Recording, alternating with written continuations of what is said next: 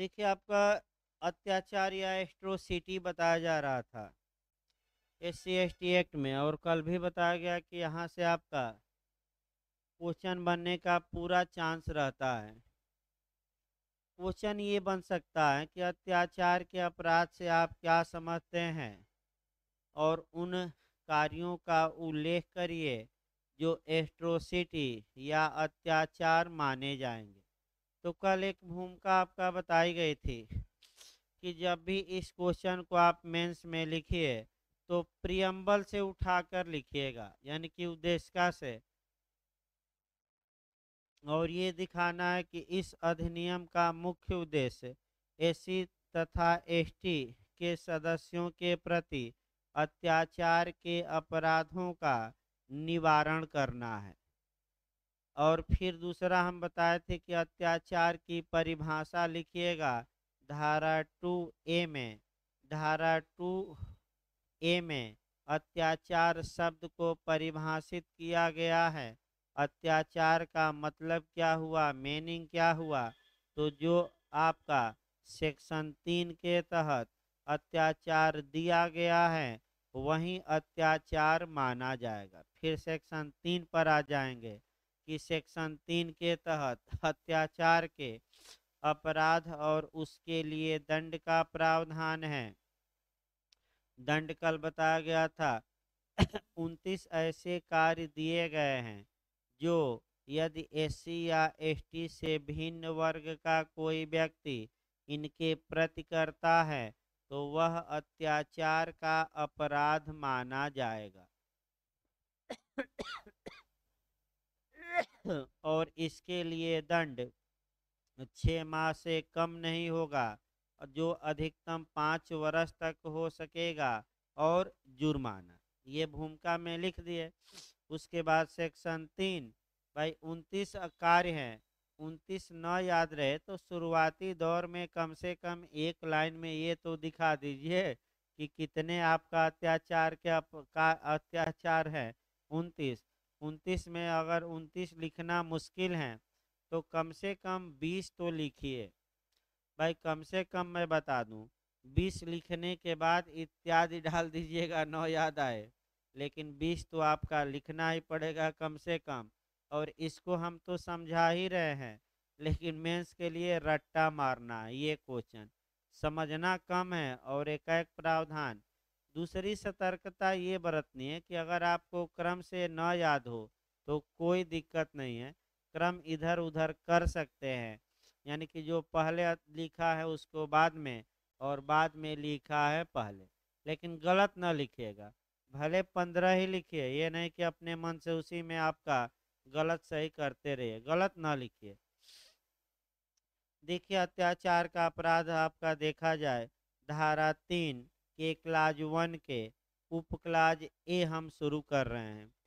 पहला है आपका अत्याचार का अपराध कब माना जाएगा, तो पहला प्रावधान है SC या ST जनजाति के किसी सदस्य के मुख में कोई अखाद्य या घृणाजनक पदार्थ रखता है, यानी कि जब कोई व्यक्ति SC या ST के किसी सदस्य के मुख में यानी कि मुंह में अखाद्य पदार्थ रखता है, यानी कि ऐसा पदार्थ जिसे सामान्यतः खाया नहीं जाता, जैसे धतूरा उतूरा भी रख दिया इत्यादि, या घृणाजनक पदार्थ, यानी कि जिन पदार्थों से लोग क्या करते हैं, घृणा करते हैं, वह पदार्थ रखता है, या आपका रखने या पीने या खाने के लिए मजबूर करता है।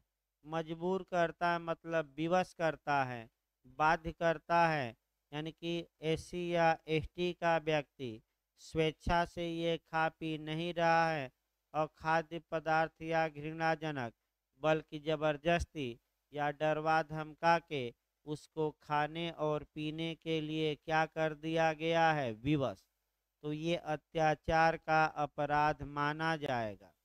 दूसरा है SC या ST के किसी सदस्य द्वारा दखलकृत परिसरों में या परिसर के प्रवेश द्वार पर, यानी कि दखलकृत मतलब उसका कब्जा है, यानी कि एससी या एसटी का किसी जमीन पर कब्जा है, किसी संपत्ति पर कब्जा है, और आपका और उस संपत्ति के यानी कि उस आपका कह सकते हैं प्रॉपर्टी के या तो प्रवेश द्वार पर या उसके आसपास कोई व्यक्ति क्या करता है जो एससी या एसटी का सदस्य नहीं है, मलमूत्र त्यागे, मल त्याग दे, फेंक दे वहाँ, पशु शव साफ करे या कोई घृणाजनक पदार्थ एकत्रित कर दे उसके घर के आसपास या दरवाजे पर, तो ये भी अत्याचार का अपराध माना जाएगा। तीसरा देखिए, एससी या एसटी के किसी सदस्य को क्षति करने, अपमानित करने या क्षुब्ध करने के आशय से उसके पड़ोस में मलमूत्र, कूड़ा, पशु शव या अन्य घृणाजनक पदार्थ एकत्रित करना, यानी कि एससी या एसटी के घर के आसपास अगर आप मने मलमूत्र एकत्रित करते हैं या कूड़ा करकट एकत्रित करते हैं या घृणाजनक पदार्थ एकत्रित करते हैं और आपका इरादा ये है कि इससे यह एससी या एसटी का व्यक्ति क्षुब्ध हो जाए या इसे कुछ नुकसान हो जाए या इसे अपमानित किया जाए, इरादा अगर हैं, तो ऐसी दशा में आपका कह सकते हैं कि आप माना जाएगा कि आपने अत्याचार का अपराध किया। चौथा देखिए, अनुसूचित जाति या अनुसूचित जनजाति के सदस्य पर बलपूर्वक नहीं, अनुसूचित जाति या अनुसूचित जनजाति के किसी सदस्य को जूतों की माला पहनाएगा या नग्न या अर्धनग्न घुमाएगा, यानी कि अगर एससी या एसटी के किसी सदस्य को कोई अन्य वर्ग का व्यक्ति जूतों की माला पहनाता है या उसको अर्धनग्न करता है, घुमाता है या नग्न करके घुमाता है, तो ऐसी दशा में ये अत्याचार का अपराध माना जाएगा। कल बताया गया था कि अगर आपका कह सकते हैं कि किसी स्त्री की लज्जा भंग करने के इरादे से अगर आप उसको नग्न करते हैं तो ये अपराध होगा, और आपका सेक्शन बताया गया था 354A, है बी है ना, 354B, 354B में बताया गया था कि आईपीसी में भी जाएगा। अगला पॉइंट देखिए, एससी या एसटी के किसी सदस्य पर बलपूर्वक ऐसा कोई कार्य करेगा जैसे व्यक्ति के कपड़े उतरवाना, जबरदस्ती कहा जाए कि कपड़े उतारो तुम अपना, अपना सिर मुंडन करवाओ, मोछ इतना बड़ी रखे है वो हटाओ, चेहरे या शरीर को पोतना, चाहे कालिख पोतिए या आपका इत्यादि पोत दीजिए आपका, और ऐसा कार्य करना एससी या एसटी के प्रति जो मानव गरिमा के क्या हैं, विरुद्ध है। तो यहाँ मुख्य रूप से आपका कह सकते हैं कि मानव गरिमा को पकड़ना है, डिग्निटी को, तो जो बातें हैं जो गरिमा का अधिकार हैं या सम्मान के साथ जीने का अधिकार है, फिर हम बता दें अनुच्छेद 21 में वर्तमान समय में उच्चतम न्यायालय ने इसे फंडामेंटल राइट माना है, और अगर आपकी सम्मान को ठेस पहुंचता है तो सीपीसी की धारा 9 के तहत ये सूट ऑफ सिविल नेचर होगा, अर्थात दीवानी प्रकृति का वाद होगा और आप सिविल वाद दायर कर सकते हैं। और यहाँ तक कि सम्मान आपका जा रहा है, तो चूंकि अनुच्छेद 21 में अब मूल अधिकार हो गया है, तो आप हाई कोर्ट और सुप्रीम कोर्ट का भी दरवाजा खटखटा सकते हैं। और किस अनुच्छेद में समाहित है? 21 में। अगला देखिए आपका, एससी या एसटी के किसी सदस्य के स्वामित्वाधीन या उसके कब्जे में या उसको आवंटित किसी सक्षम प्राधिकारी द्वारा उसको आवंटित किए जाने के लिए अधिसूचित किसी भूमि को सदोष अधिभोग में लेता है, यानी कि गलत तरीके से उस पर कब्जा कर लेता है। आपका अधिभोग में लेगा मतलब कब्जा कर लिया, या उस पर गलत तरीके से खेती करता है यानी कि जोत डालता है, या ऐसी भूमि को अंतरित करा लेता है गलत तरीके से, यानी कि एससी एसटी की ज़मीन थी और जो कानून की प्रक्रिया है उसका पालन न करते हुए कोई व्यक्ति उसकी ज़मीन को अपने नाम क्या करा लेता है, ट्रांसफ़र। तो ये तीनों कार्य आपका अत्याचार का अपराध माना जाएगा, इसमें कोई शक नहीं है। इसको हम डिटेल में बताए थे, थोड़ा आगे देखिए। एससी या एसटी के सदस्य को उसकी भूमि या परिसर से सदोष बेकब्जा करना, या भूमि या परिसरों या जल या सिंचाई सुविधाओं पर वन अधिकार सहित उसके अधिकारों के उपयोग में हस्तक्षेप करेगा, उसकी फसल को नष्ट करेगा या उसके उत्पाद को ले जाएगा, तो ऐसी दशा में यह आपका अत्याचार का अपराध माना जाएगा। यहाँ थोड़ा आप आईपीसी में भी जोड़ सकते हैं। पहला है कि एससी या एसटी के सदस्य को उसकी भूमि या परिसरों से सदोष बेकब्जा करेगा। इसका मतलब कि एससी एसटी की भूमि या मकान था और गलत तरीके से आपने उसे बेकब्जा कर दिया, तब भी अत्याचार का अपराध माना जाएगा। और बेकब्जा किया हुआ एससी एसटी पुनः कब्जे की मांग कर सकता है। अगर विनिर्दिष्ट अचल संपत्ति है तो मैं ये सारे बताया था उसकी धारा 5 के तहत, और स्वामित्व के आधार पर और कब्जे के आधार पर की धारा के तहत ये सारे की 6। तो स्वामित्व के आधार पर 12 वर्ष के अंदर बाद और कब्जे के आधार पर 6 माह। अगला इसी में देखिए आपका, या जल या सिंचाई सुविधाओं में हस्तक्षेप करता है यानी कि हम अपने खेत से पानी नहीं ले जाएंगे देने देंगे, या जल सुविधाओं यानी कि हमारे खेत से तुम्हारे घर में नल माने आपका पाइप से पानी नहीं ले जाने देंगे। अगर ऐसा कोई व्यक्ति कार्य करता है तो ये अत्याचार का अपराध माना जाए। इसके बाद आपका है, कह सकते हैं वन अधिकार। ये आपका वन अधिकार 2015 में जोड़ा गया कि जो एससी और एसटी के सदस्य हैं, जो उनके वन से संबंधित अधिकार हैं, लकड़ी काटना आना जाना, अगर इन पर रोक कोई लगाता है तब भी अत्याचार का अपराध माना जाए। इसके बाद आपका जो शब्द हैं, आपका कह सकते हैं कि उसकी फसल को नष्ट करेगा या उत्पाद को ले जाएगा।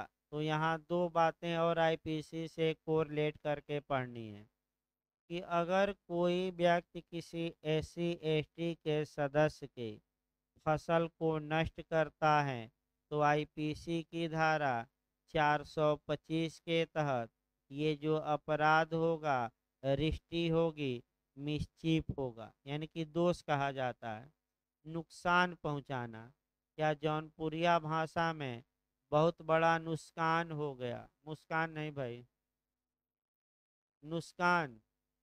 तो क्या होता है अरुण भाई? चलिए, नुकसान कहिए या मुस्कान न कहिएगा। हाँ, नुकसान। आपका कई लोग यहाँ ही बोलते हैं बहुत बड़ा क्या हो गया, नुकसान हो गया आपका। तो नुकसान न लिखिएगा, नुकसान लिखिएगा। तो अगला देखिए आपका, नुकसान पहुंचाना तो एक और मुकदमा लगेगा रिश्ती का। एससी एसटी एक्ट तो लगेगा ही आबलिक करके आईपीसी की धारा, मैंने वो फसल नुकसान अलग धारा में जाएगा, परिभाषा बताएगा 425। तो आईपीसी की भी धाराएं लग जाएंगी और आबलिक करके एससी एसटी एक्ट की भी। या उत्पाद को ले जाएगा, यानी कि आपका उत्पाद को ले जाना। तो अगर उत्पाद आपका चल संपत्ति है और आपका अगर उस चल संपत्ति को उस एससी या एसटी के व्यक्ति जो वर्ग के व्यक्ति की सम्मत के बिना आप बेईमानी का इरादा रखते हुए ले जाते हैं, उसके कब्जे से बाहर करते हैं, तो ये अपराध आपका चोरी या थेफ्ट का होगा। यही काम करते हैं आप धमकी देकर करते हैं और अपने हाथों से ले जाते हैं, तो ये राबरी हो जाएगी, लूट। और यही कार्य कितने कम से कम कर दें मिलकर, 5, तो ये राबरी किस में कन्वर्ट हो जाएगी, डकैती में। तो डकैती भी हो सकती है, आए 5 6 लोग 5 लोग और उसको जान से मारने की धमकी देकर पूरा अनाज उनाज उसका क्या किए, उठा ले गए, तो ये डकैती होगी, मैं बता दूं। तो 1 2 धारा आईपीसी की आवली करके आपका SC ST एक्ट की धारा 3 आपका लग जाती है। 3 का क्लाज भी लिखा जाता है किस क्लाज में, अगला। इसके बाद आपका अगला अत्याचार का जो अपराध है, SC या ST जनजाति के किसी सदस्य को बेगार करने के लिए या सरकार द्वारा लोक प्रयोजनों के लिए अधिरोपित किसी अनिवार्य सेवा से भिन्न अन्य प्रकार से बलात् श्रम या बंधुआ श्रम करने के लिए तैयार करेगा। यानी कि अगर कोई व्यक्ति आपका बेगार कराता है, बलात् श्रम कराता है, या इन लोगों को बंधुआ मजदूर के रूप में रखने का प्रयास करता है या रखता है, तो ऐसा व्यक्ति भी इस धारा के तहत दंड का भागी होगा। बता रहा हूँ भाई, अभी कहाँ बताया गया अभी तो शब्दित भाई वाक्य पूरा हो जाए तब। वैसे भी मैं कुछ छोड़ता नहीं हूँ, भले समय लग जाए, वाक्य पूरा हो जाने दीजिए। तीनों अभी इतना ही नहीं पढ़ना है, कोरिलेशन भी इसका होगा। ये थोड़े हैं कि 3 शब्द, और एक शब्द और आया है कि अगर राज्य जबरदस्ती सेवा कराता है तो वह करा सकता है और एस्मा लगाया जाता है, आप भी जानते हैं। तो 4 5 बातें इसमें आपका खंड में उठी हैं। पहले तो 4 5 बातों को जानिए। जब भी ये पढ़िएगा तो संविधान, आईपीसी और आपका तब SC ST एक्ट पर आइएगा। भारत के संविधान के अनुच्छेद 23 और 24 में शोषण के विरुद्ध अधिकार दिया गया है, जो एक फंडामेंटल राइट है। बेगारी कराना, आपका बंधुआ मजदूरी कराना और बलात् श्रम कराना, ये सभी आपका शोषण माना जाएगा और अनुच्छेद 23 का शुद्ध रूप से वायलेशन होगा। अगर बालकों का शोषण के लिए स्पेशल अनुच्छेद 24 बना है, लेकिन अनुच्छेद 23 में एक एक्सेप्शन है कि राज्य चाहें तो अनिवार्य सेवा बनाए रखने हेतु जबरदस्ती काम करा सकता है। यानी कि राज्य अगर अनुच्छेद 12 वाला राज्य आपका शोषण करता है या कहता है कि जबरदस्ती काम करना ही होगा, तो वह शोषण माना जाएगा कि नहीं, नहीं माना जाएगा। अनुच्छेद 23 में नीचे जाकर आप देखिएगा, एक एक्सेप्शन है। अब 3 शब्दों को पहले देखना है और तब आपका ये आईपीसी में जाना है। पहला शब्द है बेगारी। बेगारी का मतलब कि आपने श्रम कराया लेकिन मूल्य नहीं दिया, यानी कि श्रम कराया और प्रतिफल ही नहीं दिया। यानी कि जैसे कि कॉन्ट्रैक्ट की धारा आपका 25 में है, आपका न्यूडम पैक्टम प्रतिफल रहित करार, यानी कि आपने करार तो किया, उसमें मूल्य नहीं था, तो बेगारी का थोड़ा रूप चेंज कर दीजिएगा कि ए ने बी से श्रम कराया लेकिन 1 पाई दिया नहीं, यानी कि फ्री का चंदन अघासा रघुनंदन। तो फ्री में इरादा नहीं था काम करने वाला कि हम फ्री में काम करें, काम किया और आप पैसा नहीं दिए, तो इसी को हम क्या कहेंगे, बेगारी। तो बताइए ऐसा व्यक्ति पैसा वसूल सकता है कि नहीं। तो क्वांटम मेरियट का सिद्धांत लागू होगा और कॉन्ट्रैक्ट की धारा 70 जाकर एक बार देखिएगा। संविदा नियम की कौन सी धारा? जितना काम उतना दाम, क्वांटम मेरियट। तो बेगारी हुआ। दूसरा आपका शब्द जो आया है, हाँ, बेगारी कराना भाई आपका कह सकते हैं कि माने दंडनीय भी। अभी हम आईपीसी में आएंगे। दूसरा बलात् श्रम। बलात् श्रम का मतलब ये हुआ कि इच्छा के विरुद्ध कार्य करवाना, यानी कि देखिए पानी तो नहीं छू रहा है ना।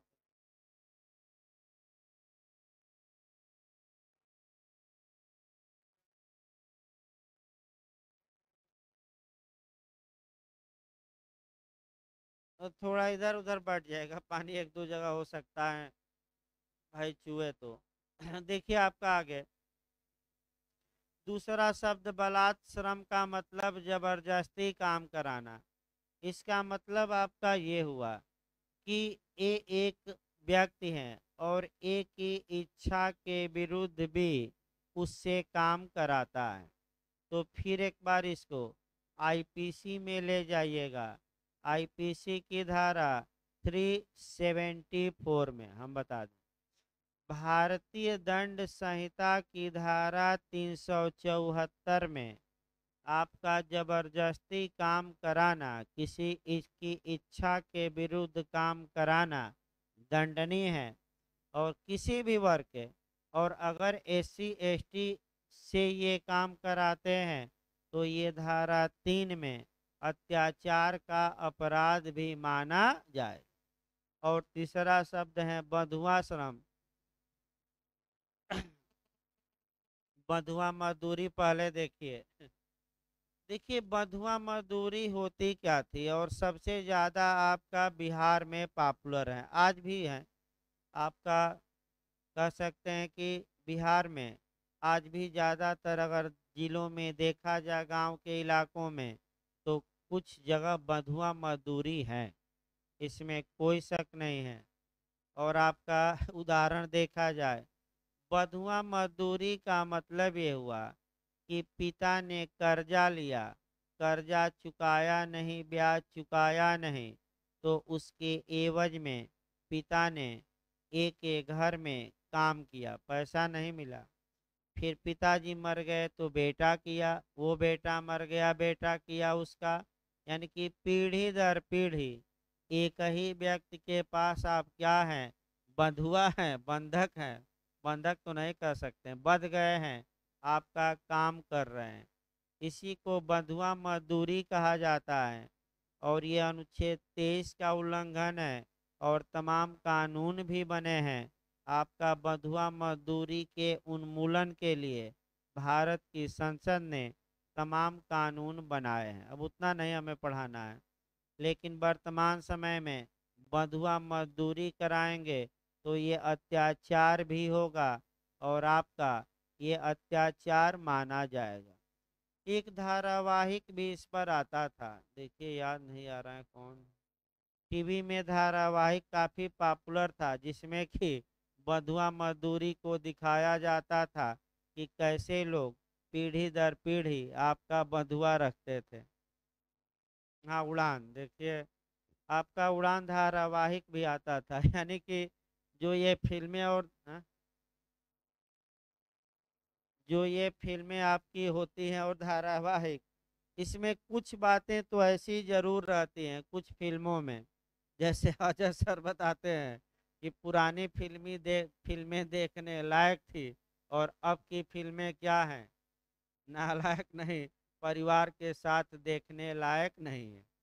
लेकिन कुछ ऐसी फिल्में हैं, कुछ धारावाहिक ऐसे आते हैं जो लोगों के प्रेरणा स्रोत बनते हैं, और तमाम लोग उससे प्रेरणा लेकर आगे भी बढ़ते हैं।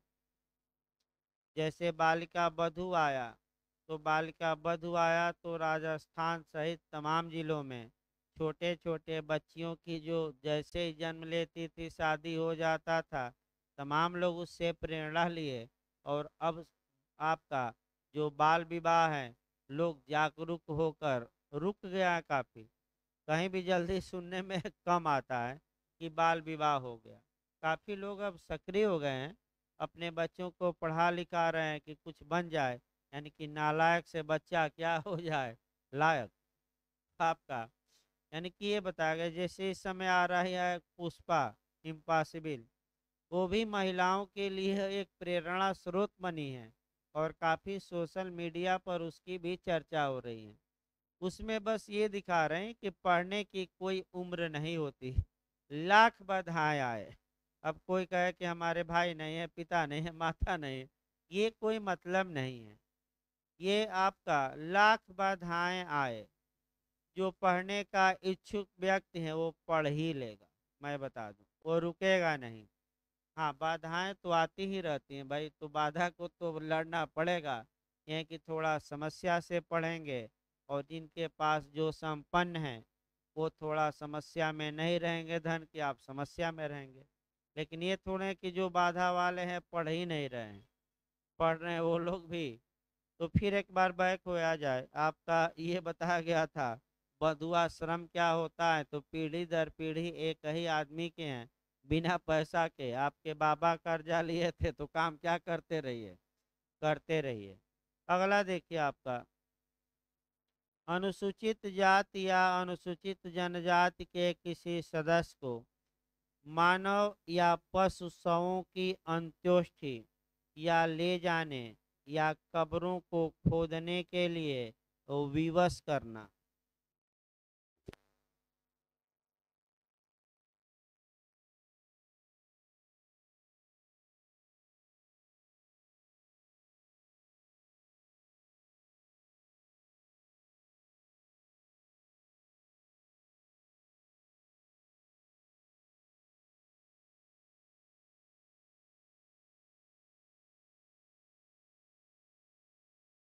देखिए, अत्याचार एक दिन में अत्याचार समाप्त नहीं होता भाई, ये भी लग रहा है कि आपका 2 दिन ले ही लेगा 29 अत्याचार।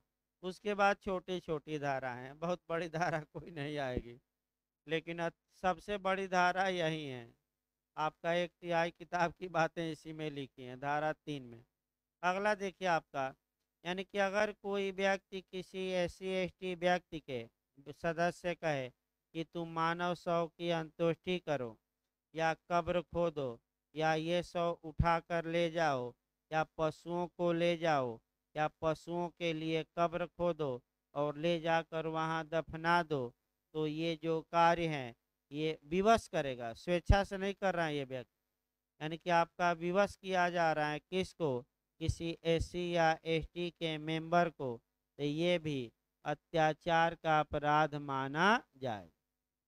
अगला देखिए आपका, देखिए अंतोष्टि, हाँ इसमें एक आपका कोरिलेट करना है। जो ये आपका जो अंत्येष्टि की क्रियाएं होती हैं, यहाँ से भी IPC में एक क्वेश्चन बनता है, जोड़ सकते हैं। IPC की धारा 297, जो IPC की धारा हम बताना चाहते हैं वह है 297। अगर अंत्योष्टि क्रिया हो रही है और उसमें आप विघ्न डालते हैं, बाधा डालते हैं या शव की अवहेलना करते हैं, तो आप 297 के तहत दंड का भागी होंगे। एक दो और क्वेश्चन आपका बनता है, इस पर अलग से भी क्वेश्चन IPC में बनता है। वह जो क्वेश्चन का मॉडल है, एक व्यक्ति मर गया है, दूसरा व्यक्ति आया और उसका अंगूठा काट के लेकर भाग गया, मरे हुए का, जिंदे का नहीं। जिंदा का काटेंगे तो घोर उपहत्या हो जाएगी, अब मरे हुए व्यक्ति का काटेंगे तो आपका 100 के साथ छेड़छाड़ हुआ और 297 IPC में मामला आएगा। एक और क्वेश्चन आपका सोशल मीडिया भी पर भी चलता है, और एक बार आपका बिहार में क्वेश्चन JS में बना था कि इस आपका ए समझता है कि बी जिंदा है, बी पर गोली चलाता है और वास्तव में बी पहले से ही मरा हुआ है। तो जो बिहार JS में आंसर निकाला वह 297 मारा, यानी कि 100 की अवहेलना या 100 की बेइज्जती करना या 100 का अंग भंग करना, ये 297 में आएगा। ये जो बिहार, यानी कि थोड़ा विवादित है ये क्वेश्चन, कहीं मिल नहीं रहा जल्दी, अभी भिन्न भिन्न राय मिल रही हैं किताबों में। तो जब क्लियर हो जाएगा, कोई सुप्रीम कोर्ट का डिसीजन हम भी खोज रहे हैं, अगर सटीक कोई डिसीजन मिल जाए, प्रीवी काउंसिल कुछ और कह रहा है, हाई कोर्ट कुछ और कह रहा है, तो मिल जाए तब क्लियर बताया जाएगा। लेकिन बिहार ने जो बनाया तो 297 में ही कवर किया। इसके साथ 100 के साथ दुराचार करना, तो आपका 375 76 नहीं लागू होकर 297 ही लागू होगी, ये भी याद रखना है। और मृतक को भी ये अधिकार है कि उसका सम्मान के साथ अंत्येष्टि की जाए। परमानंद कटारा बनाम यूनियन ऑफ इंडिया, याद कैसे याद रखे, कौन सा है, परमानंद कटारा। अगला देखिए आपका, अगला आपका, और आपका मोदी जी पर तो बताया ही नहीं गया, सामाजिक भी चलता रहे। आपका 2014 के चुनाव में आपका मोदी जी कब्रिस्तान और शमशान पर पूर्वांचल जीत लिए थे। बस मोदी जी ने लास्ट में यही कहा कि बताइए आप लोग, वो तो बोलते नहीं हैं, बस क्वेश्चन पूछते हैं, लोग हामी भरते हैं कि बताइए कब्रिस्तान बन रहा है तो शमशान बनना चाहिए कि नहीं, तो लोग हुंकारी भरे बनना चाहिए। अखिलेश जी की सरकार थी उस समय, तो आपका अखिलेश जी हार भी गए। यानी कि कब्रिस्तान और जो शमशान है, ये राजनीति में भी पॉपुलर रहा है, जाकर पुराना वीडियो देखिएगा। तो अलग बात है। अगला देखिए आपका, अब अगला ये है कि आपका एससी या एसटी के सदस्य को हाथ से सफाई करने के लिए तैयार करेगा या ऐसे प्रयोजन के लिए ऐसे सदस्य का नियोजन करेगा या नियोजन को अनुज्ञात करेगा कि तुम कूड़ा करकट अपने हाथ से उठाओ। तो वर्तमान समय में देख ही रहे हैं, हाथ से न उठाकर या तो आपका फावड़ा से उठाया जाए या औजार से। अब तो शहर में क्या आ गई है, कूड़ा उठाने वाली मशीनें भी आ गई हैं। तो आपका मैंने कूड़ा हाथ से नहीं, बाल्टी में रखिए, बाल्टी उठा लिया अलग बात है, लेकिन अगर आप कह रहे हैं कि अपने हाथों से कूड़ा उठाओ और विवश किया जा रहा है कि उठाओ, तो ऐसी दशा में भी कौन सा अपराध होगा, अत्याचार। अगला देखिए इसमें, अनुसूचित जाति या अनुसूचित जनजाति की स्त्री को किसी देवदासी के रूप में पूजा, मंदिर या किसी अन्य धार्मिक संस्थान को देवी मूर्ति या पात्र के समर्पण को या वैसी ही किसी अन्य प्रथा को निष्पादित या संवर्धन करेगा या पूर्वोक्त कार्यों के लिए अनुज्ञा देगा। तो आपका जो देवदासी प्रथा है आपका, ये भी काफी विवादित रहा है। देवदासी प्रथा में होता क्या था कि किसी स्त्री को आपका मंदिर, मठ या इत्यादि के लिए दान दे दिया जाता था। उसके बाद जो ये मठाधीश होते थे, आपका उस स्त्री का शोषण करते थे और आपका शारीरिक शोषण करते थे। अतः ये जो प्रथा थी आपका, इसको पूरी तरह क्या कर दिया गया, बंद कर दिया गया, और यह अपराध हैं। और वर्तमान में देवदासी माने ये प्रथाएं, जो मंदिर और इत्यादि को दान में दी जाती थी लड़कियां, पूरी तरह क्या कर दी गई हैं, बंद कर दी गई हैं। यानी कि जैसे जैसे समाज का विकास होता है, मानव की बुद्धि का विकास होता है, वैसे वैसे कानून में परिवर्तन आता रहता है। मैं बता दूं, हो सकता है कि आज हम लोग कुछ सोच रहे हैं और 10 साल बाद कानून कुछ और हो, क्योंकि मानव की बुद्धि के और सभ्यता के विकास के साथ साथ कानून में भी क्या आता रहता है, विकास आता रहता है।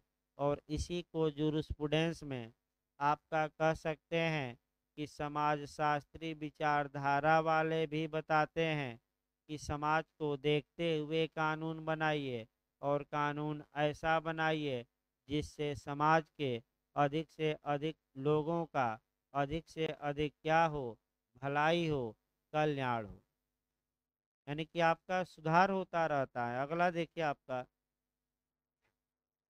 अगला यह है कि एससी या एसटी के किसी सदस्य को निम्नलिखित के लिए मजबूर या अभित्रस्त या निवारित करेगा। अभित्रस्त मतलब धमकाना, ना है तो लिख लीजिएगा। अब किसके किसके लिए? मतदान न करने, यानी कि तुम वोट देने न जाना। जैसे कि चुनाव आ जाता है तो गांव में आपका सांसद जी के लठैत पहुंच गए इलाके में और ऐलान कर दिए एक रात पहले कि तुम लोग वोट देने न जाना। अगर चले गए वोट देने तो ऐसी दशा में लठिया हो जाओगे। तो मत देने से क्या रोका जा सकता है? इसीलिए निर्वाचन आयोग पूरे गांव और इलाकों में, शहरों में पूरी फोर्स लगा देता है। इसलिए लगाया जाता है कि कोई व्यक्ति डर या भय के कारण अपने मतदान के अधिकार से वंचित न हो। भाई, आपका रोकना भी आपका है। या किसी विशिष्ट अभ्यर्थी के लिए मतदान करने को मजबूर या अभित्रस्त करेगा, यानी कि कहेगा कि वोट देना तो इन्हीं को देना, और नहीं दोगे तो क्या किए जाओगे, मैंने भयभीत उजाड़ देंगे, मड़ई तुम्हारा फूक देंगे, जान से मार देंगे, तब भी अत्याचार का अपराध माना जाएगा। या विधि द्वारा उपबंधित से भिन्न रीत से मतदान करना, किसी अभ्यर्थी के रूप में नाम निर्देशन फाइल न करने, या कर दिए हो तो वापस ले लो, यानी कि जाकर प्रधानी के चुनाव के लिए पर्चा न भरना। अब पर्चा भर दिए हो तो जाकर क्या करो, कल तक डेट है, रिवोक कर लो, वापस ले लो। अच्छा यही होगा कि तुम पर्चे की क्या कर लो, वापसी कर लो। बताइए, धमकी माना जाएगा कि नहीं? और आपका अगर संस्कृति किसी अभियुक्त से कराया जाए ये कह के, धारा आपका 24 में, कि तुम्हारे लिए अच्छा यही होगा कि तुम अपना अपराध स्वीकार कर लो, तो क्या ये उत्प्रेरणा नहीं, धमकी मानी जाएगी कि नहीं? मानी जाएगी। धमकी के तत्व हैं इसमें। अंतिम देखिए, किसी निर्वाचन में अभ्यर्थी के रूप में एससी या एसटी के सदस्य के नाम निर्देशन का प्रस्ताव या समर्थन नहीं करेगा, यानी कि न तो प्रपोजल करो न ही सपोर्ट करो किसी का, तो इस प्रकार आपका ये भी आपका माने एट्रोसिटी का अपराध माना जाएगा। तो बहुत लंबा है आपका, देखिए आगे भाई, इतना लंबा है कि पढ़ाते पढ़ाते भी आदमी थक जाता है। एससी या एसटी के किसी ऐसे सदस्य को जो संविधान के भाग 9 के अधीन पंचायत या संविधान के भाग 9 क के अधीन नगरपालिका का सदस्य या अध्यक्ष या किसी अन्य पद का धारक है, उसके सामान्य कर्तव्यों या कृत्यों के पालन में मजबूर करेगा या धमकी देगा या बाधित करेगा, तब भी एससी एसटी का अपराध। मतदान के पश्चात आपका सामाजिक, आर्थिक इत्यादि बहिष्कार करिए कि तुमने वोट नहीं दिया तो तुम्हारे घर कोई खाना खाने नहीं जाएगा, न ही तुम्हारे घर कोई बैठेगा, तब भी आपका माने अत्याचार का अपराध। इसके बाद आपका मतदान न करने पर आपने अगर उसके प्रति कोई अपराध कर दिया, यानी कि मतदान नहीं किया और जाकर गाली गलौज कर दिए, तब भी ऐसी अत्याचार का अपराध माना जाएगा कि नहीं? माना जाएगा। इसके बाद आपका है कि एससी या एसटी के किसी सदस्य के विरुद्ध मिथ्या, द्वेषपूर्ण या तंग करने वाला वाद या दांडिक या अन्य विधिक कार्यवाही, यानी कि आप फर्जी मुकदमा कर दिए हैं चाहे आपराधिक या सिविल एससी एसटी के प्रति, ताकि इसे परेशान किया जाए, तंग किया जाए, तब भी धारा 3 अप्लाई होगी। किसी लोक सेवक को कोई मिथ्या इत्तिला देना ताकि वह एससी एसटी व्यक्ति के प्रति कोई कार्यवाही करे, गिरफ्तार करे, उनके खिलाफ मुकदमा करे, यानी कि फर्जी सूचना दे दी गई, तब भी आपका ये कानून अप्लाई होगा।